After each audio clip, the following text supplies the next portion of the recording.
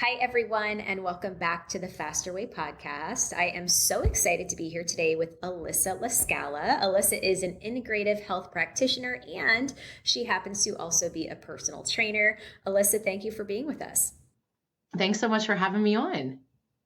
Allyssa, we have so many exciting topics to dive into today, but I have to say, I heard of you through an event that I was speaking at a couple of months ago now. And the person who was hosting the event said, "We have a female biohacker here at this conference. She's probably currently in the cold plunge or doing some biohacking. She's not in this room." But I was like, "Oh, let me look her up." So your handle, I think, is like biohacking bombshell, which I found to be so cute.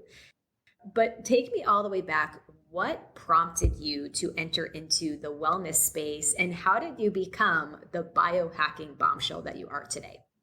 Yeah, I got interested in health earlier on in my life. I would say like a significant moment for me was when my dad got diagnosed with cancer when I was 8. And that was my first exposure of, wow, my dad was in his 30s. He was 32, 33, and was diagnosed with lymphoma.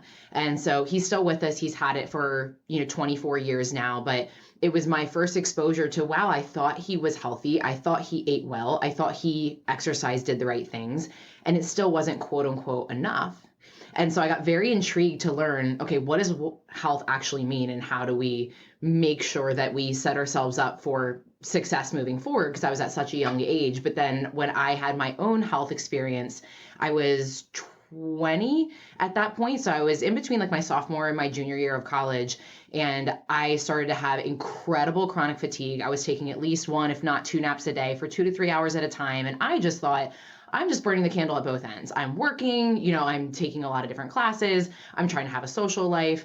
And it was past the point where you could really just say it was just from being a type A personality and just needing to get more sleep or whatever it may be. So my chronic fatigue, my brain fog, and the fact that I couldn't really get a lot of those issues resolved with regular mainstream Western medicine got me into health, got me in the integrative health space, the functional health space, and got me into biohacking.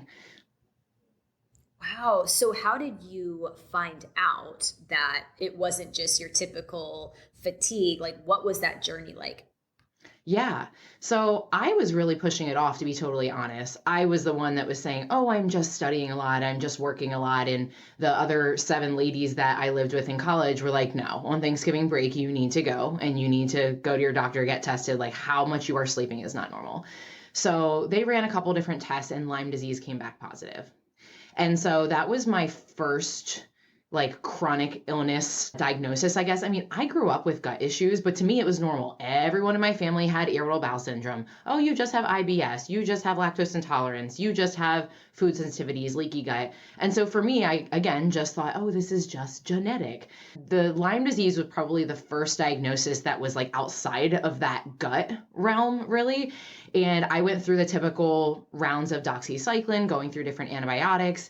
And I got better for a little bit and then I'd get worse again. And then it just progressively got worse. I did a fitness competition, which I know exacerbated a lot of the stress on my body. And then my Lyme got really bad after that. I had breast implants. So I realized down the road, I'm like, oh my gosh, I have the breast implant illness, signs and symptoms of things. And then you go down into the adrenal fatigue, HPA axis maladaptation. I had mold toxicity. I had heavy metal toxicity, glyphosate. And I just went down all these rabbit holes, parasites. And so I realized I'm like, wow, there's a lot more to this than just the diagnosis and the antibiotic, the prescription, the treatment.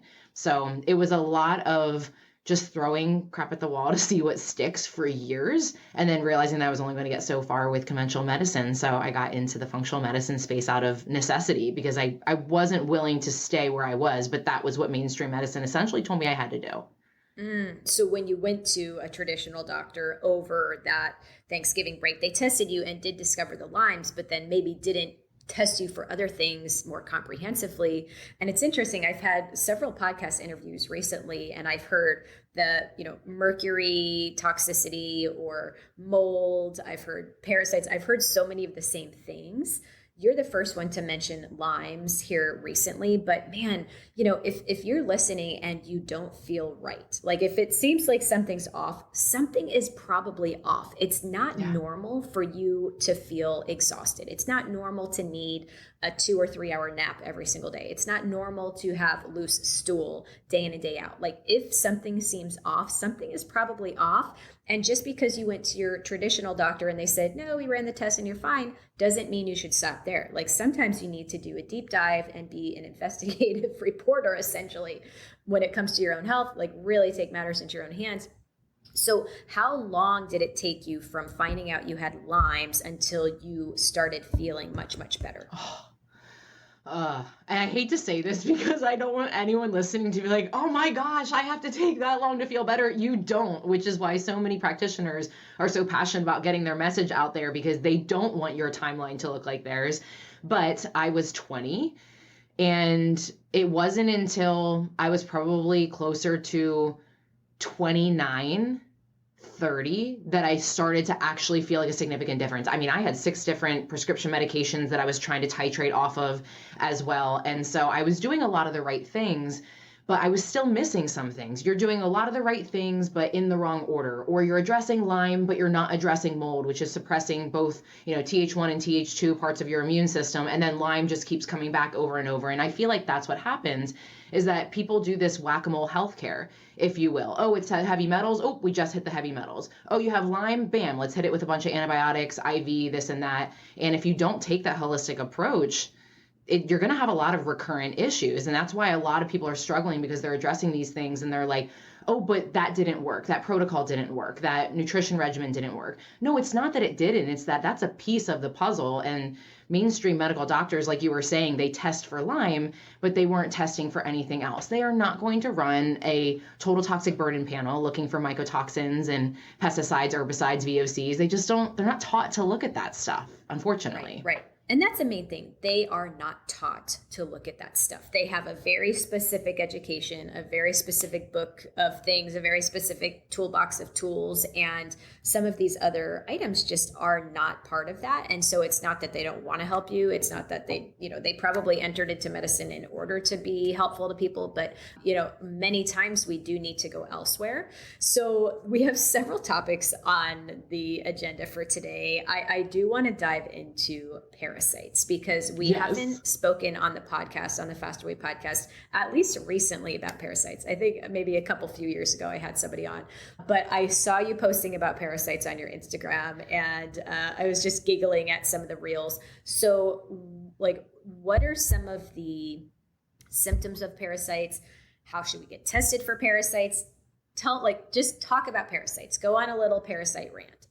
Yeah, absolutely. Super passionate about this because I did stool tests starting at age 5, and I never had parasites come back positive, ever. And then when I started to learn about parasites, and I was like, oh, I know this is a parasite, a liver fluke or an Ascaris roundworm or something I could identify in my stool, put it intentionally in my sample and send it in, and it will still say negative.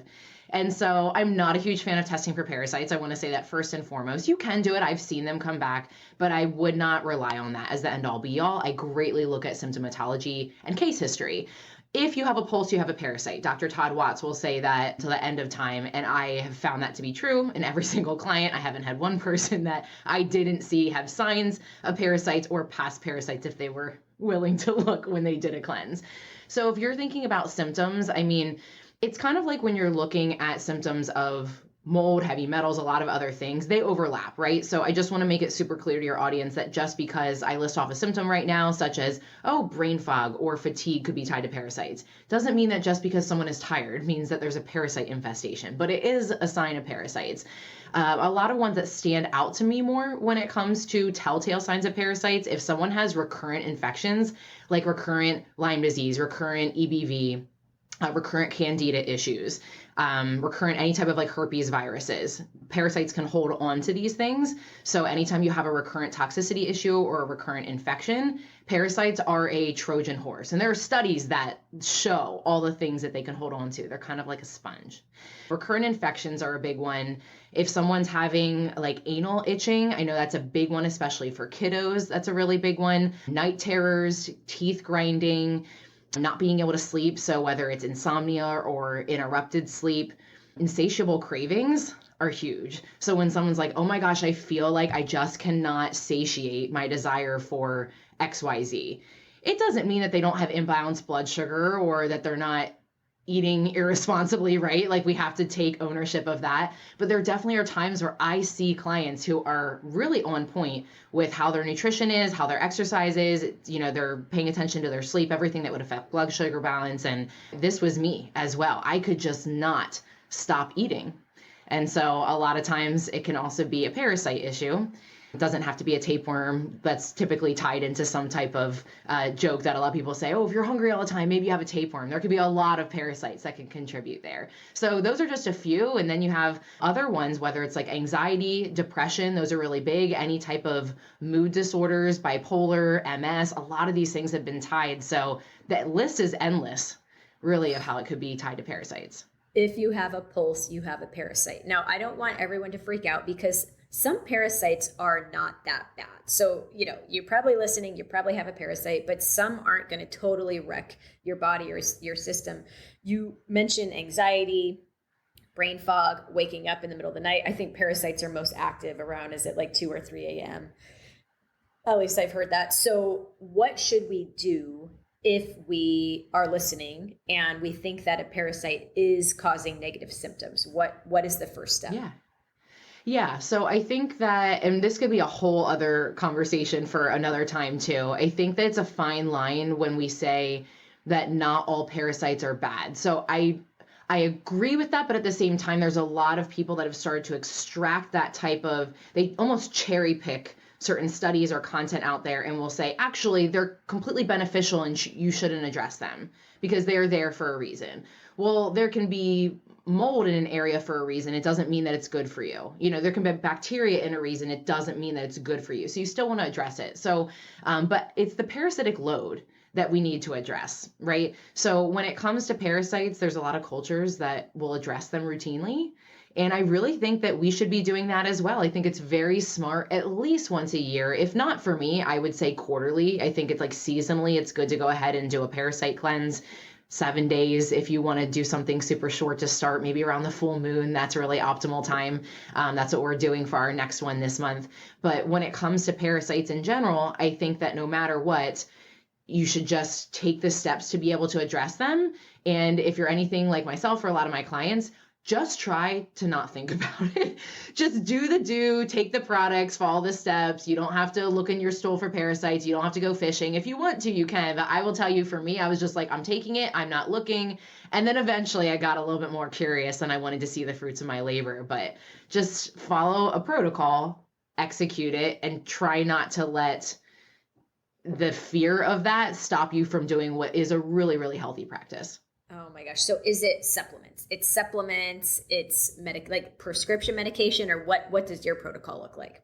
Yeah, so I typically leverage supplements. Now, there's a variety of different ways that you can address parasites regardless. In my one parasite highlight on Instagram, I lay out some nutritional recommendations as well, because some people either can't afford to or just aren't ready to do something with supplements. So you could absolutely go and use things like garlic and onion and thyme and clove and oregano oil and a lot of things that have antiparasitic properties.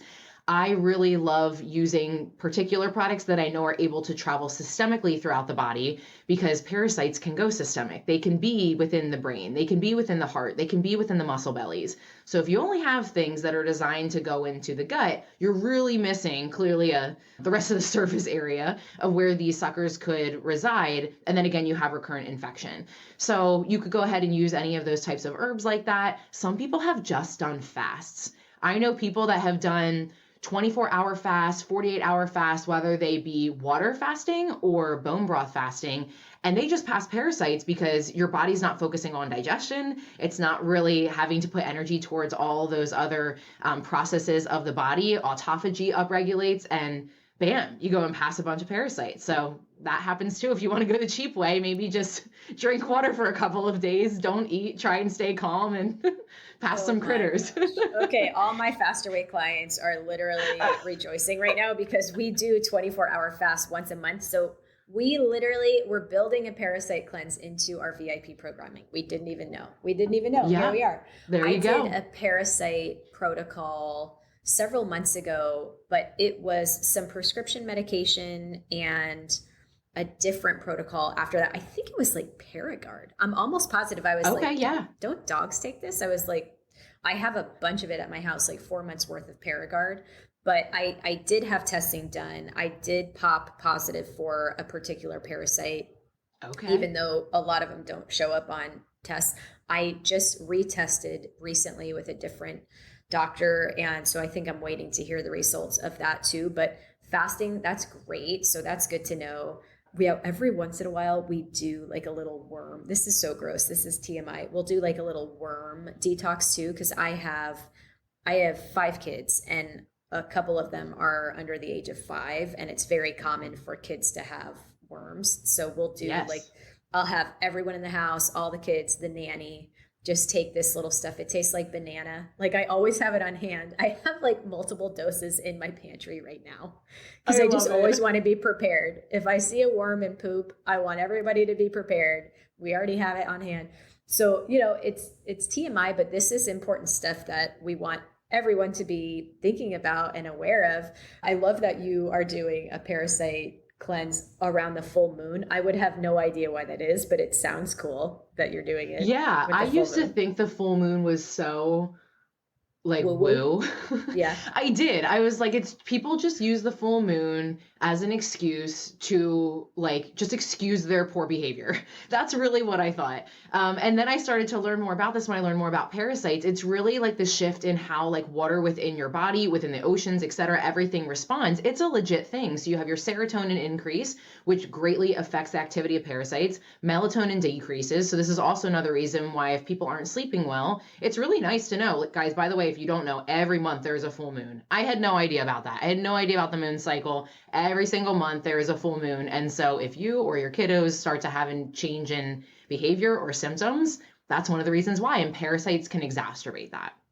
Oh my gosh. So I live by the water. I have a house in Florida. I have a house in Costa Rica. And I am so cognizant of the tides and the moons because of my boating. So I'm always like, I have apps for the tides and the moons because it's certain times like I know I can't get back onto my lift because it's going to be like the water. And I'm like, it probably is doing something to me physiologically that like there's all this water receding and then it is kind of interesting. I'll have to study more about that. It for sure seems woo. I mean, woo, like you Yeah. said. But okay, so again, many topics to dive into. I want to discuss breast implant illness. Is that what it's Mm-hmm. called? Because Mm-hmm. you mentioned it, and a lot of us have gone the route of getting breast implants at certain times for certain reasons. There's no judgment. I have family members who have had to do the opposite. Literally, my sister had to get 2 reductions. I'm like, wow, that's interesting. Like, clearly the genes didn't pass over to me for that. So, yeah, it's just kind of funny.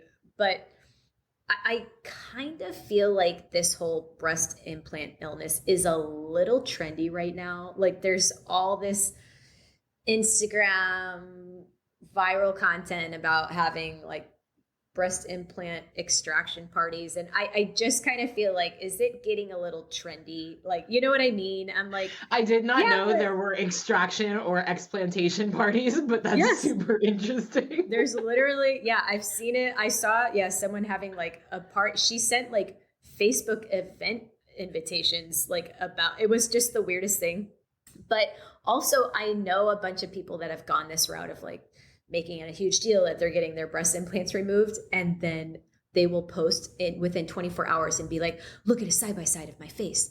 My eyes are so much clearer. And then I see them like 6 months later and I'm like, girl, you look worse. Like, you don't even look better. Like, like it clearly didn't work. Like, thanks for posting it on Instagram, but you feel worse and you look worse. So I don't think that's what it was, but glad you posted all about it for everybody to see. So let's talk about it because I've heard from several doctors who think like it genuinely is a real thing. But like, what are the symptoms? What are the specifics? Is it like saline implants versus silicone implant, or like what is it? And is it a rain barrel effect where it's more so like you have an abundance of toxicity. It's not just the implants, it's the rain barrel effect of all the other things kind of coming to the surface at the same time. Yeah, I think it's all of it. You make some really good points. So first I want to say that I never want to gaslight someone. And if someone ever says, "Oh, I think I'm sick from my implants," like by no means does anything that I say after this point mean that I'm saying that I think that anyone is lying about feeling sick after the implants. So I want to make that super, super clear, right? But I do think it absolutely is a big drop in the rain bucket, if you will. So for me, I got my implants when I was 20, which, like I said, then I found out I had Lyme disease. Then I had all this chronic fatigue. It was very, very close together. I don't think that's coincidental, but I do think that I was drinking like an idiot in college. I was probably not making some of like the smartest emotional choices at that point in my life. I knew that I realized, down the road, I'm like, oh, I actually lived in a dorm room that I guarantee had mold in it. So I think there's compounding variables.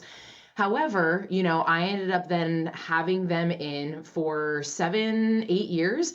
And for me, I got to the point where, Amanda, I had done so many other things that I felt like I knew to do at the time.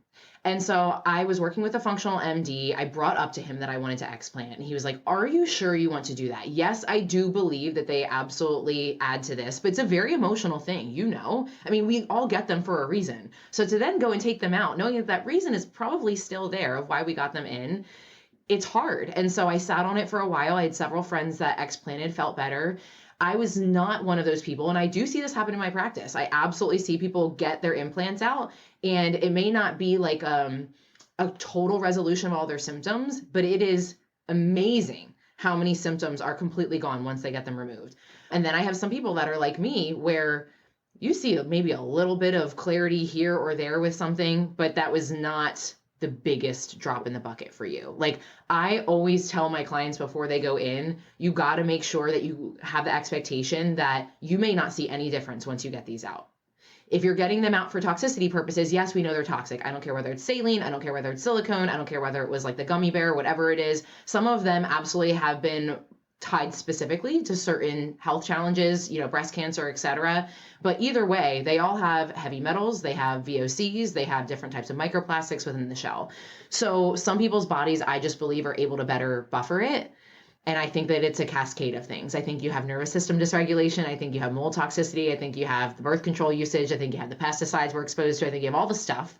And it just depends on how much that is weighing in on someone's health situation. Does that make sense? Is that like a decent 100. synopsis? There's just so much I can say about this. That's a great answer. And I appreciate you being truthful, even as an integrative health practitioner, and saying, I did the extraction or the explant, whatever it's called, and I didn't feel much different. Like, I think that message is really interesting because I've seen like so many colleagues and so many friends making this huge deal about the explant, and then within 24 hours or 12 hours, like, oh my gosh, I feel so much better. And it's like, actually, I think you're not in integrity to say that within 12 hours, your entire life is transformed. And I think you're right. Like, people do certain things for certain reasons. And there's a bit of a shaming right now for women who say, okay, I've had 5 babies and I do want to feel confident and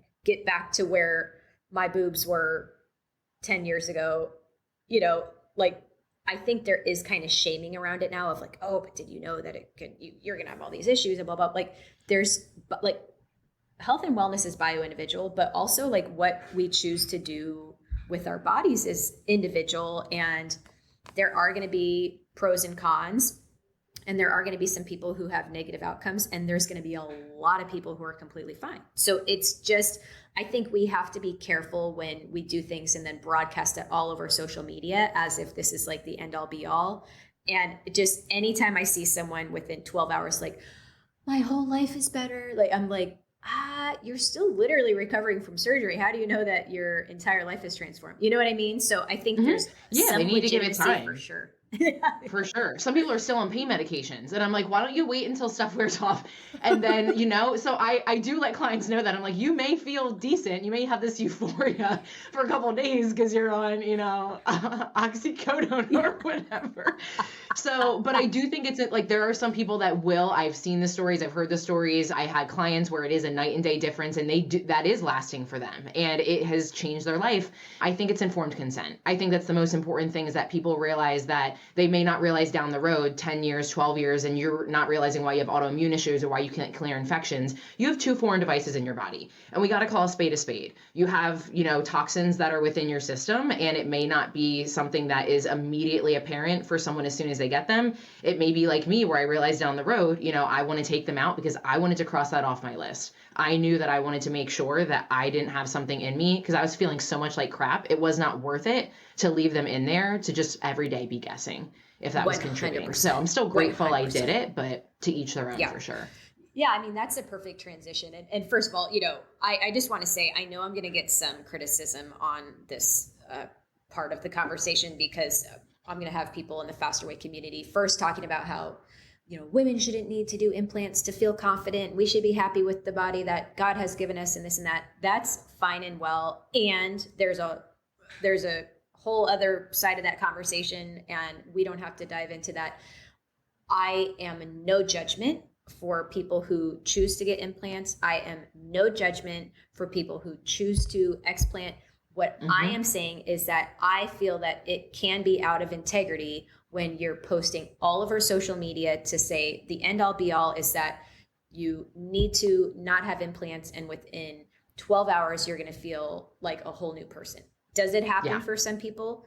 No question, absolutely. I just had a colleague who literally had an implant leaking for a period of time. She had different tests done to see if it was the case, and the doctor said, no, everything's fine, it's intact. Turns out when she did the explant, it was in fact leaking into her body, and that was causing symptoms. And so, I'm so happy for her. So it's no judgment, but what I would guard you guys against, if you are doing an explant, you give it some time before you tell everyone that they need to follow along with you. You know what I mean? It's just give it a minute. It doesn't have to be that 8 hours after the surgery, you're like, everyone should do this. It's the best thing I've ever done. So that's all I'm going to say on that. But it's a good transition into the birth control conversation because I also personally have had experience with birth control where I feel like garbage. I'm a different person. My mood completely tanks, but I have very close friends who are on the exact same type of birth control and they have no problems at all. So this is where I'm not going to go on and say everybody should get the Mirena removed, because guess what happened when I got the Mirena removed? I had 3 more kids. It's like, look, there was a reason I had the Mirena. It was to prevent pregnancy. I removed the Mirena, and guess what happened? I got pregnant 3 more times because I'm like the most fertile person I've ever met.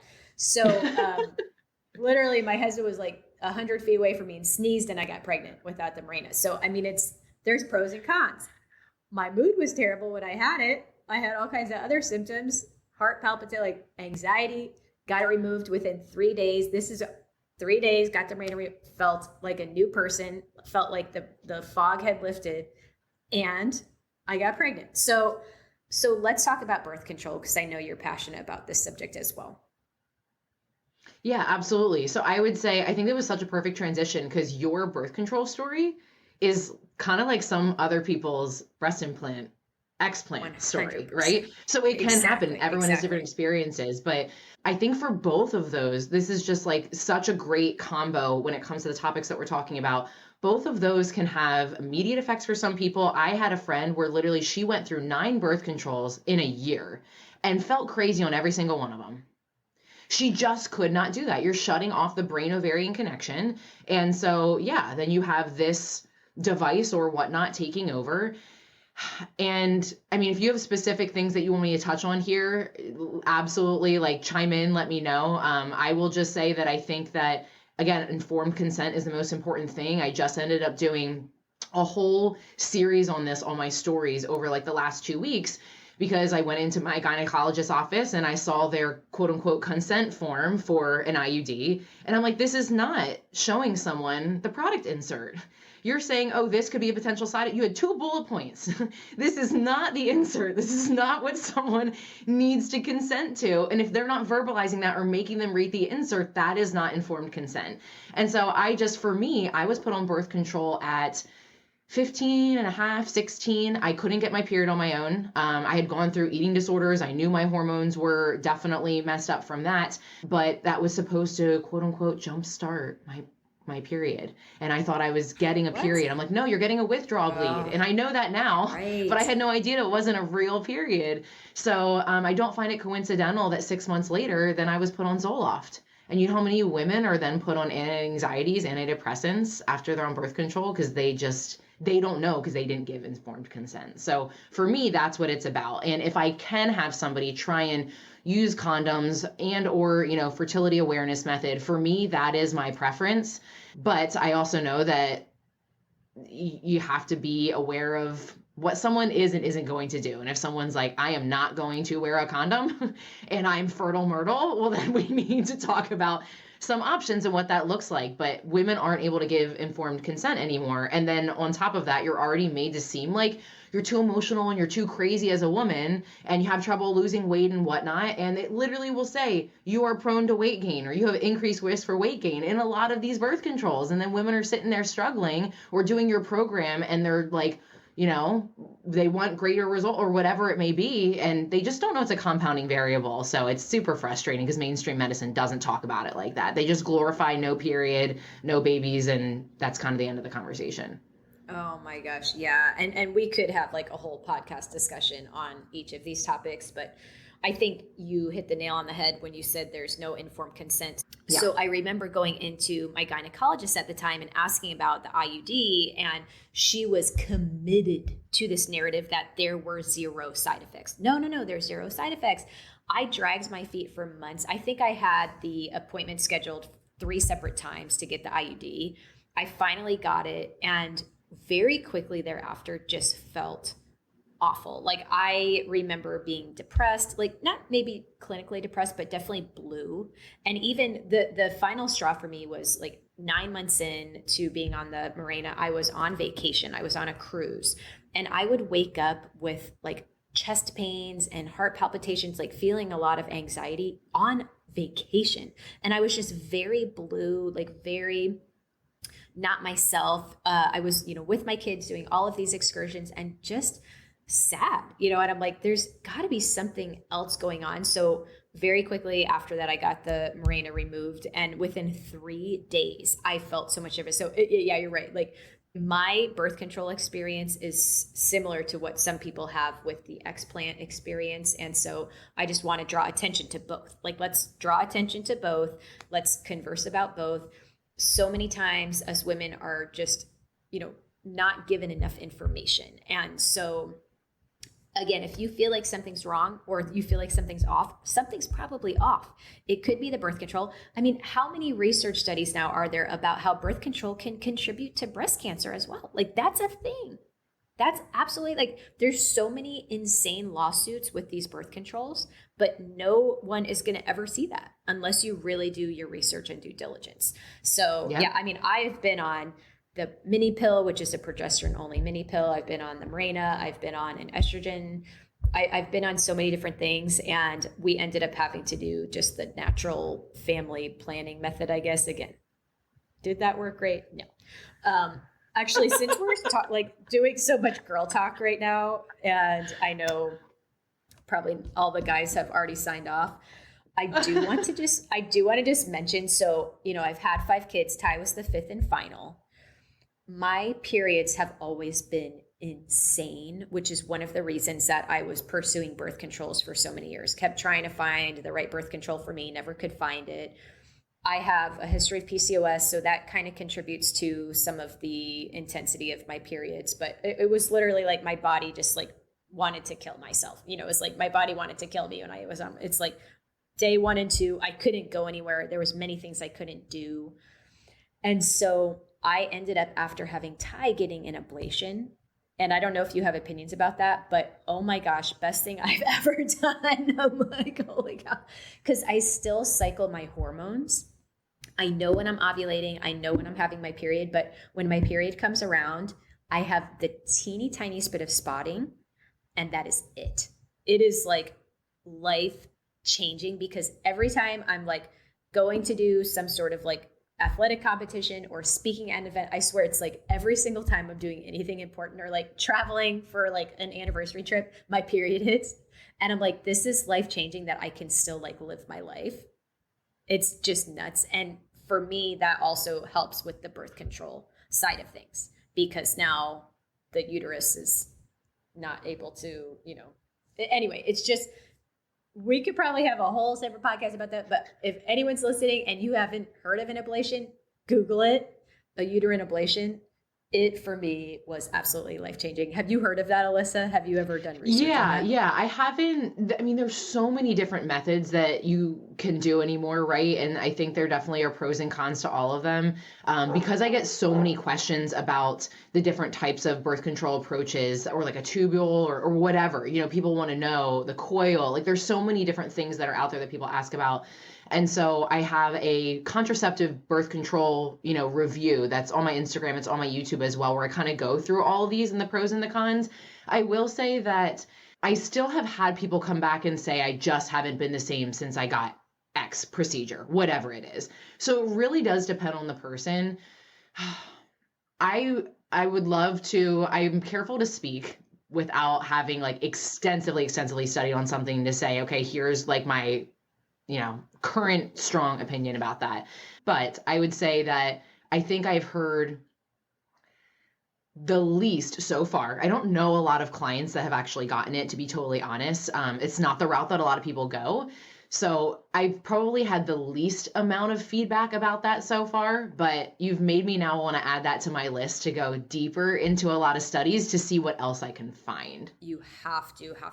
Yeah. So my doctor, who's fairly integrative, she said that the ablation has a 95% satisfaction rate, and she does them all the time. And so, yeah, I mean, I am just so thrilled. So if you're listening and you're like me, where it's like just crazy periods and you're not interested in having work, just look into it, just research it. But again, this is we're sharing personal experiences. I am absolutely not a doctor, so I'm not telling you that you need to go do that. I'm just saying from my personal experience, this is, my personal podcast, so I'm able to share that. Yeah. But I haven't been able to share that publicly yet. So that conversation, I was like, let me just go there really quick. So in our final minutes, I want to talk about biohacking. So you are a female biohacker. You've kind of got that name now. I see you have red light blocking glasses on, or blue light blocking glasses, I suppose. So blue light blocking glasses on.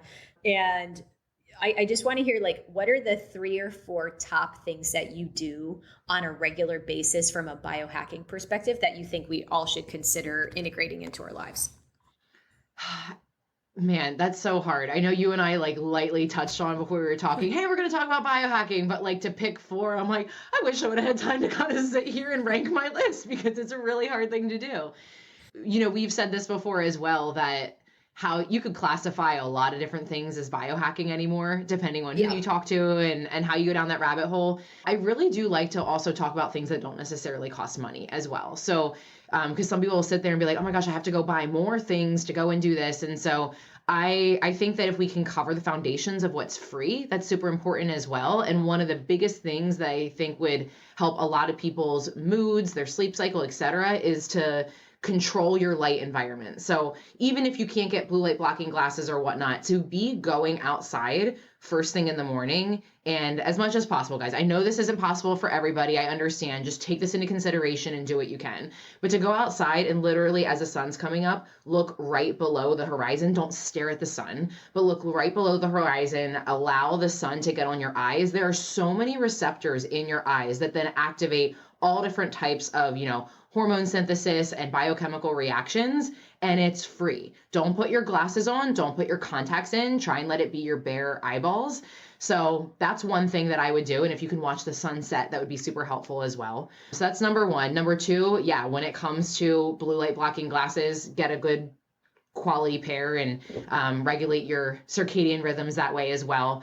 Sauna is definitely going to be one of mine. I know that costs money. If you can't do that, go sweat, do a workout, try and get your sweat on. But for drainage, like blood flow, lymphatic flow, that's great. If you can have infrared light within your sauna, that's going to help with mitochondrial production, activating heat shock proteins, whether you're sick or you're not, anytime that you're increasing that body temp. So, but some people, the type of clients that I work with, a lot of them wouldn't be able to do a type of workout like you do because they're just not at that state of their health where they could handle that. So a sauna is so great because it's mimicking a lot of the benefits of the workout while they're just sitting there. So that's one of my favorite ones as well. And then my first biohack, I can't reach the bottle, I should have got it. My very first biohack that I ever really learned about that was labeled a biohack is my Nerf 2 Synergizer. That was my first introduction in the biohacking world, so I just have to talk about that. And it activates the Nerf 2 gene within your body that's responsible for so many different types of detox reactions, increases glutathione production, increases, superoxide dismutase or SOD.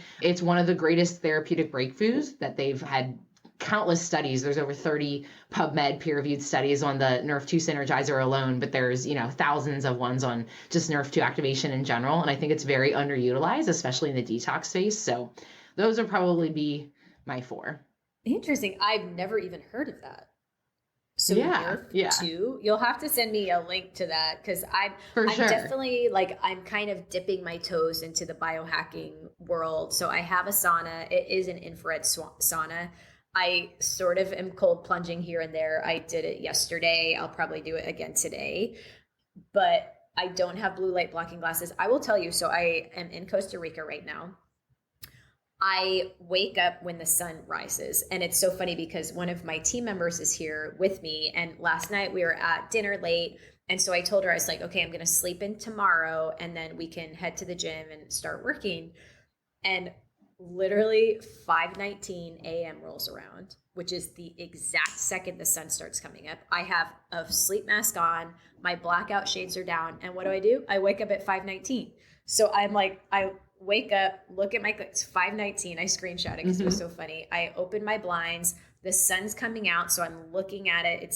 We see the sun rise. And then typically we have dinner by the sunset at the beach club.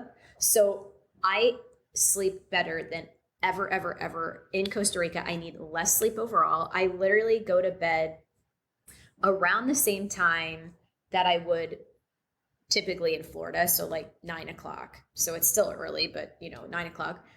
But I wake up at 5:19, which is even earlier than I'm waking up on East Coast time. And it's just, I just need less sleep and I'm so energized all day long, but I'm seeing the sun when it rises. I'm outside more. I'm seeing the sun when it sets. And there's something to that. Being more in tune with nature. We've talked about the moons and there's something to be said for that. I really think so. So, God is genius, when you think about sometimes we're like, oh my gosh, I can't believe it works like that. And it's especially as a believer, you're like, well, no, duh. Think about who created all this stuff. Of course it's, God is a God of order. So very, very structured and integrated. Yeah. Yeah, absolutely. And in Costa Rica in particular, you don't want to be up when it's dark out. It is a scary place at night. You want to be inside under your covers. It's not Disney World for sure here. Things are out there to eat you and kill you, at night. So it's you want to be, and if you're coming to Costa Rica in January as a top coach, don't worry. I promise everyone's going to be safe. So Allyssa, thank you so much. I feel like this has been a great conversation. It's been just a girlfriend conversation. And so many of our listeners are probably enjoying the topics. Again, no judgment on these topics. If you're on birth control and you love birth control and you don't have issues, and we have plenty of coaches and clients who are in that boat, great. Same with the implants, same with the parasites. If you want to live your life with those parasites and you love it and you just want to keep those parasites happy and fed, great. No judgment. You do you. Boo. But anyway, Allyssa, you're so awesome. How do we find you online? Yeah, absolutely. Biohacking Bombshell is going to be my handle on Instagram. That is our main channel. We also have a YouTube channel. Biohackingbombshell.com is our website. You can find me on Facebook. So that handle, that's the name of our virtual practice, is Biohacking Bombshell. So I look forward to connecting with you guys there. Best place to connect with us would be on Instagram. Myself or my team will take care of any questions that you have over there. And we have highlight bubbles on our profile dedicated to a lot of the topics that we talked about today: breast implant illness, parasites, birth control, etc. So thanks so much for having me on here. This was phenomenal. And if you ever want to go down any rabbit holes on health, I'm always here for that. Perfect. We'll have to have you come and speak at one of our coach conferences, and we could do deep dive on one of these topics. I'm sure it would be a lot of fun. I'd love that. Yeah. All right. Well, thank you so much, Allyssa. We hope you guys have a great rest of your day. Bye, everyone.